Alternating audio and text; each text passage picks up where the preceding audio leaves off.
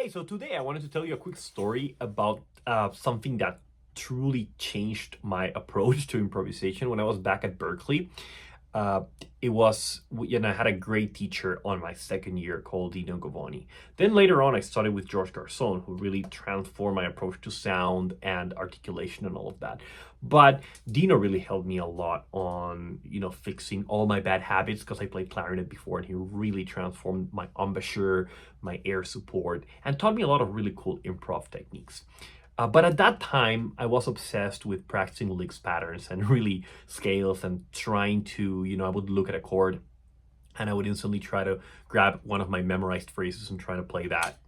Just, it at some point, I guess it sounded okay, but then it was just nothing was really musical. It all sounded like a compilation or a library of phrases, which was terrible. But back at Berklee, I studied a lot of composition, a lot of arranging and performance. I wanted all, I wanted to eat all the information. So at that point, it was kind of natural part of my progress to try to learn to play as many things as possible. But then I remember there was this day where Dino couldn't come to the lesson. I think he was sick. And I had a substitute teacher. And that teacher was Shannon Leclerc, great sax player from Berklee. And she came in and asked me to play a song for her and improvise. And I think we just put a play along and grabbed one of the books we were studying at the moment, maybe Jamie or Abersold. And I played the tune and then started soloing over that tune. And I wanted, of course, to impress her because it was the first time I had a lesson with her ever. So I started throwing all my licks instantly as soon as my solo started. And, she was hearing me and I was playing like, I was almost like forcing to play sophisticated licks. And at some point she stopped me, or maybe I finished.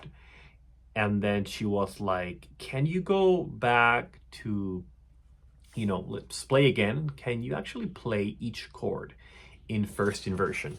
And it sounded like something I could do because I totally understood what a first inversion was, because I also played piano and things like that. So to me, it was easy to understand. Yeah, first inversion. Sure, starting with the third, going up, right? I was limited to that at that point in my mind. And then I did it, tried, attempted to do it, but I miserably failed because I did not have the chords mechanized in my fingers. I spent so much time memorizing licks, patterns, phrases, scales, that I realized I had no chord language. It's almost like, imagine this. I always compare improvisation to speech. Imagine if you only speak, or you're only able to speak with memorized sentences, right?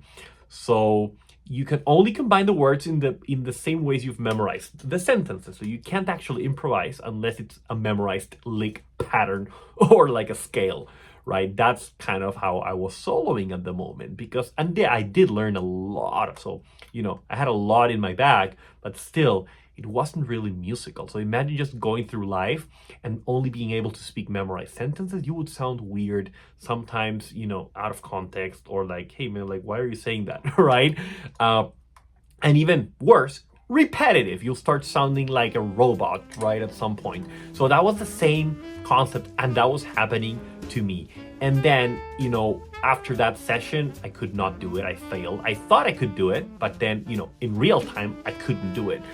And after that day, I was like, I need to practice this. Why I'm not able to do this? So I started, that's when I started writing my exercises, because I could not do it spontaneously, like in real time. So I was like, how about I just grab a tune and I write every single chord in first inversion, and then have that as an exercise. And then I would write it down, I would bring it to the practice room, and I would start playing. And I was instantly amazed by how beautiful it already sounded. I was not playing any licks, any patterns. I was simply playing the chords, ascending and descending. I would try to mix them up, and it would sound amazing. It would sound beautiful. I was like, wow, why haven't I done this before?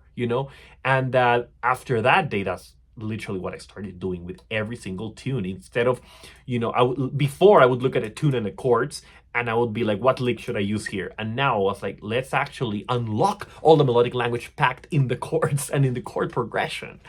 And then that later on, I came out with my 2-chord method and my matrix of inversion, which is just working on 2 chords at a time to really master them for a long, narrowing the subject and expanding the depth. But at that moment, that's kind of when I had a pivot. and it was a transformation because I started practicing that way. Then later on, I learned more about rhythm and the amazing musicality that rhythm brings, and you see me talk in many videos about it. And I'll keep sharing more stories about specific moments in my career that helped me like really pivot to something that helped me so much in my playing.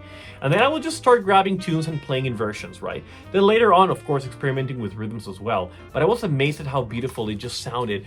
Because, a lot of sax players would just grab the chords and play root position, right? I call it the curse of the root, like...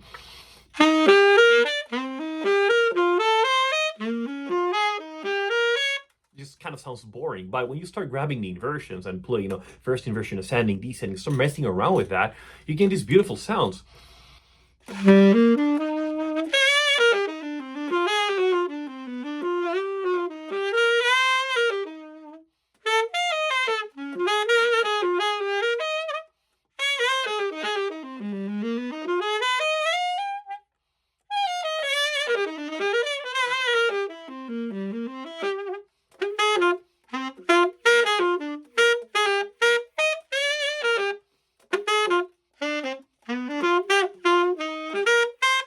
I was just improvising a little chord progression there, but it's just all chord inversions. It sounded amazing. Like, I just loved how traditional it sounded and how so many melodies were hidden in there. It's like, oh, all of a sudden, it clicked. I don't have to play memorized licks. I can unlock information from that. Now it became more about understanding the words and really unlocking the meanings of the words and how I could combine them in different ways to actually say and improvise on the spot. Then later on is when rhythm really was the most useful thing, because chords and scales, none of that makes sense without the rhythm, because rhythm is the how.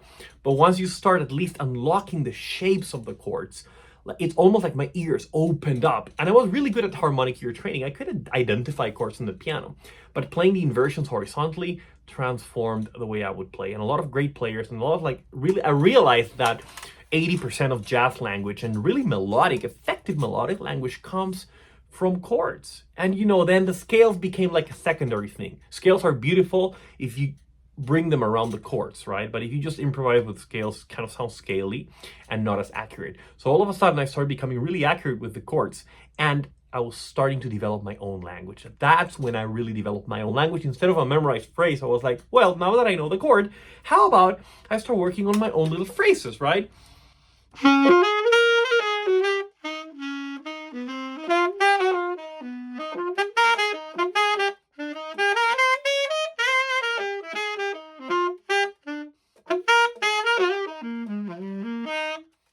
Really experimenting with phrases around the chords, and all of a sudden I was starting to play a lot more musical.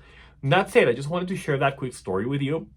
And it's funny how a lot of musicians have different stories where you learn something that transformed your approach. Now let me know in the comments if you ever had a situation like this where a teacher or a situation or something just changed your mind, or like a new concept was presented to you and you were like, oh wow, why didn't I think about this before, right? Let me know in the comments. I'm curious.